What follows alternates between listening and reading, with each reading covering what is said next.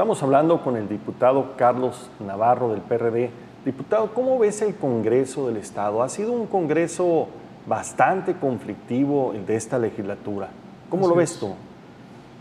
Pues hemos tenido muchas dificultades, unas que son dificultades de diferentes momentos en la legislatura, ¿no? La 59 se atoró en el último espacio en dos asuntos.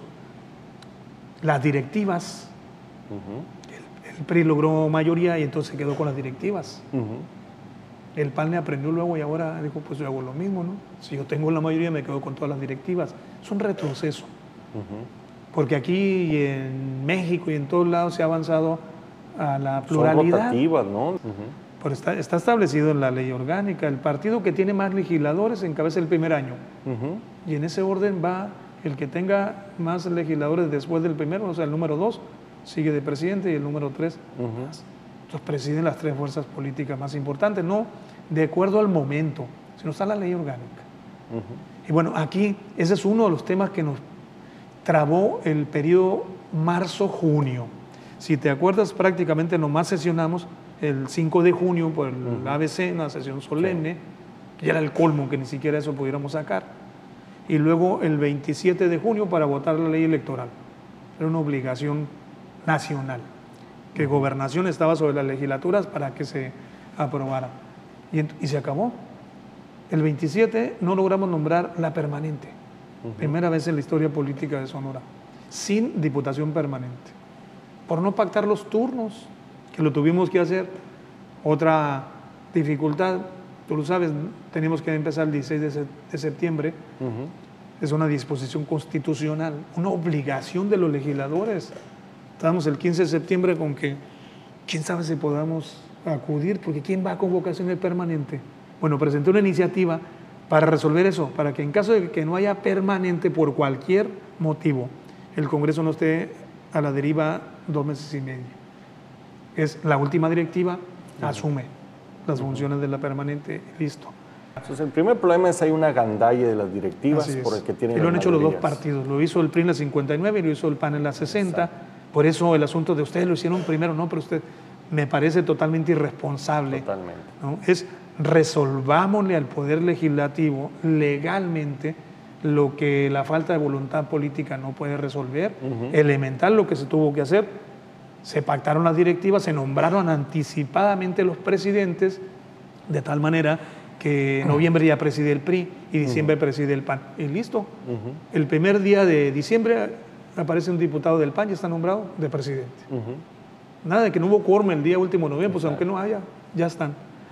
Entonces, yo creo que todo eso ha afectado lo que es la vida normal del Congreso del Estado. Aún así, sí hay temas que se han abordado, sí hay comisiones que han sacado acuerdos, dictámenes. No hay un asunto de parálisis permanente por los temas que he mencionado. Sí hay un conflicto, sí hay una dificultad. Espero que en diciembre podamos, ahora el 15 de noviembre, podamos analizar y procesar bien el paquete económico. ¿Cuáles son las prioridades? ¿Cuál es la agenda que tiene el Congreso actualmente? Porque desafortunadamente poco se conoce con todo este ruido cuáles son los temas que están analizando, los temas que vienen a ofrecer a los sonorenses.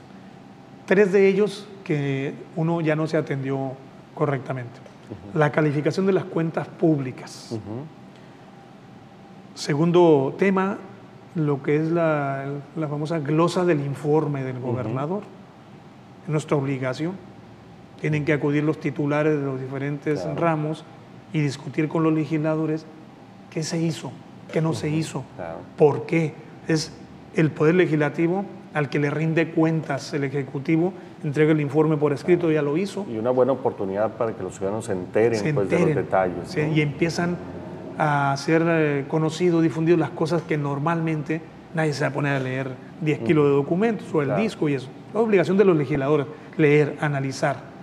Los legisladores del partido gobernante a defender a su política, a su gobierno, y los legisladores de oposición, pues nuestra obligación no es ir a echarle porras al Ejecutivo, nuestra obligación es ver qué cosas deben de resolverse, qué cosas no se hicieron y ser críticos de manera seria, responsable, con argumentos, pero para ir a aplaudir al Ejecutivo creo que no es lo que la gente espera de legisladores de oposición, como tampoco el que vaya uno a estar en contra de todo lo que se diga. Exacto, los extremos no sirven. Así es, pero tiene uno que tener argumentos, prepararse, y eso es lo que está pendiente los próximos días. Y el tercero de la agenda es inmediatamente, 15 de noviembre, 15 de diciembre, es un mes, analizar la propuesta de ingresos, que ya hizo el anuncio el secretario, de no más impuestos, y ojalá que tampoco sea incrementar los existentes. Y yo ahí, Marcos, te quiero decir una cosa muy clara. Yo no estoy en contra de que la gente pague, yo los pago. Trato de pagar puntualmente los prediales y pagar los trámites automovilísticos y pagar lo que me toque pagar. Creo que muchos estamos en eso. A lo que no a veces hemos coincidido es a que se incrementen desorbitadamente o se inventen o no le quede claro a la gente para qué pago. Exacto. Cuando hay colectas de la Cruz Roja te dicen, que no nos quitan dinero para la Cruz Roja. Pues es muy poco lo que uno aporta. Nadie se preocupa por ver si son 7 o 15, pues lo que sea. Debe ser tanto, se captó para la Cruz Roja en el 2014 y aquí está el cheque. No de buena voluntad de los días, de los legisladores de acá. No, lo que el ciudadano le da a la Cruz Roja, a los bomberos, que es pequeño. Por mencionar algo, el 15% para las universidades. ¿Cuánto es? Yo soy universitario, nunca he tenido claro cuánto aporta el ciudadano para las universidades. Antes era para la Unison. ¿Cuánto aporta el ciudadano cuando paga el 15% para el SECOP, que es nuevo? Y el 15% para la transformación educativa, que también es nuevo. Entonces, súmale 15, 15 y 15. Entonces, ¿a qué se opone uno? Una, a que le inventen impuestos nuevos. Y otra, a que no quede claro para qué es el dinero. Claro. Si a mí me dicen el 15% de transformación educativa es para esto, va a haber 500 escuelas nuevas. Exacto. Y ahí van 200, vean las sigan las direcciones, bien, escuelas, perfecto. Exacto, y para qué tipo de obra. Porque para eso hay miles de millones de pesos en el presupuesto. Y entonces, ¿por qué acá también le sacan el de la bolsa para transformación educativa? No lo tengo claro y lo he exigido y lo voy a volver a exigir.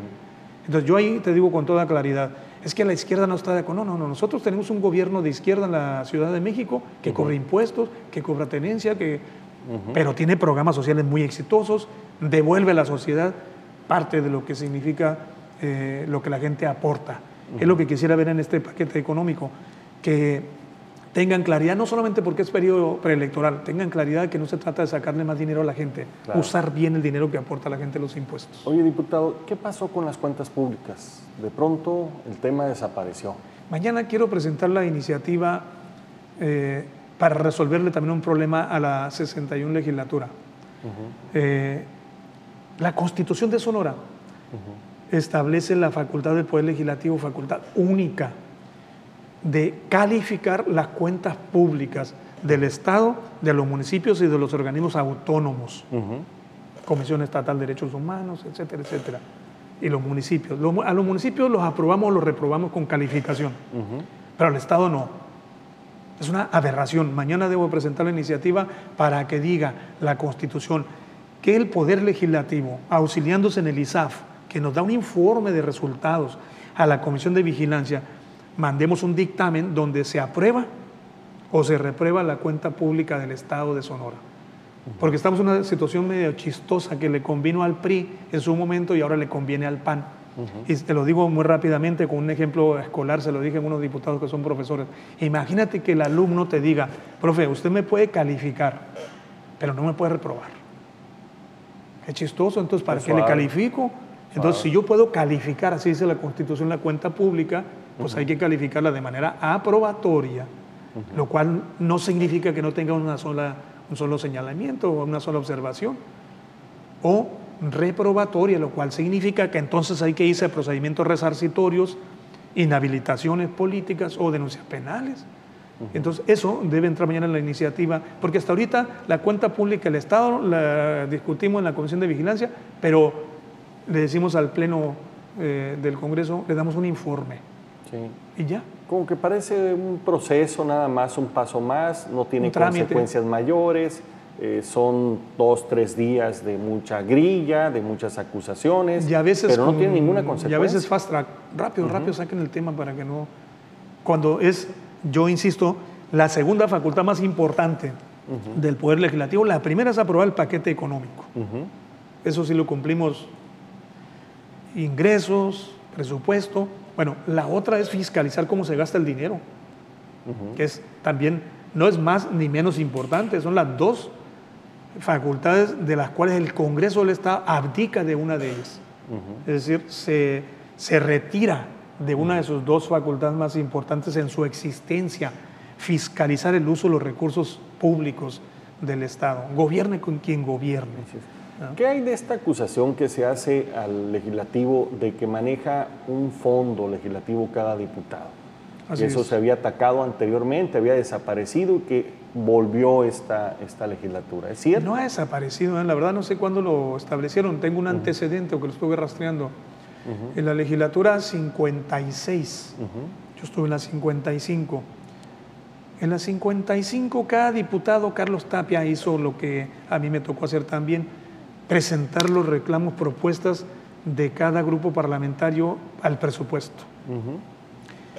En la 55 ya hay un fondo para apoyar a los municipios, que cada grupo parlamentario decide a qué municipios. En la 55, te doy un dato, PRD presenta que se pavimente el camino de Fundición al Quiriego y se le mete $1 millón al Hospital Básico de Navojoa. Y bueno, y el PAN hizo su propio documento, pacta con el Ejecutivo y se aprueba por unanimidad a los 3 años el presupuesto, porque cada quien ve reflejado algo de sus propuestas en beneficio de la gente. Luego llevó a la 56 $10 millones, caso del PRD, si mal no recuerdo, para que el PRD dijera, al municipio de Onavas un dompe, lo compran con cargo a esos $10 millones, y al de San Ignacio Río Muerto, tal cosa, Navojoa, tal cosa. Entonces el grupo decidía a quién. Incluso decidieron, me acuerdo, coordinadora Jesús Ávila Godoy, René Noriega fue diputado, decidieron una parte, en partes iguales a los 7 municipios que gobernaba el PRD, pero como uno era más grandes que otros, no era lo mismo 500,000 pesos en Onavas que 500,000 pesos en Navojoa, entonces hubo criterio de una parte igual y la otra parte dependiendo también de otro criterio. ¿Y ahora cómo está ese fondo? Ese fondo ahí viene, el grupo parlamentario decide a qué, luego no sé cuándo se incrementó a 3 millones, eso lo ejercieron en la 59, igual cada grupo parlamentario dice a quién o cada diputado presenta, no es que le dan, y lo incrementaron en acuerdo PRI-PAN la sesión donde aprobaron el paquete económico en diciembre a 4 millones, no se le entrega al diputado para que lo gaste, es lo que yo sé y lo que a mí me ha tocado en algunos casos ejercer. Decide igual. Nada más los conceptos. Por ejemplo, tienes que presentar la solicitud de quién, que sea una figura asociativa legalmente registrada, una persona, que a esa persona le sale a su nombre el cheque, presenta pruebas de que se invirtió ese recurso. Yo apoyé a un pequeño invernadero en Benito Juárez. Físicamente ahí está la obra, el Congreso recibió propuestas, tomaron la propuesta que ellos consideraron. Yo no me meto a ver quién lo va a hacer. Ahí ¿Pero esas reglas están publicadas, por ejemplo? Las tiene el Congreso, deben de estar claramente establecidas, porque a mí se me dicen, eso no se puede. No se puede. Entonces, yo no he sacado un solo cheque a mi nombre ni lo voy a hacer. Te pongo un caso. El camión que lleva a los niños de Bacuache Cananea necesita las llantas y cuestan 19,000 pesos y no hay quien se las dé. Del Fondo Legislativo yo firmo, se hace el trámite, por medio del regidor se hizo el trámite, la solicitud, las firmas, las compraron, se las entregaron y ahí está Fondo Legislativo ejercido para resolver un problema de los niños que se trasladan en eso. Correcto. Lo debe resolver el Ejecutivo, lo debiera resolver el gobierno del Estado, el gobierno municipal, sí.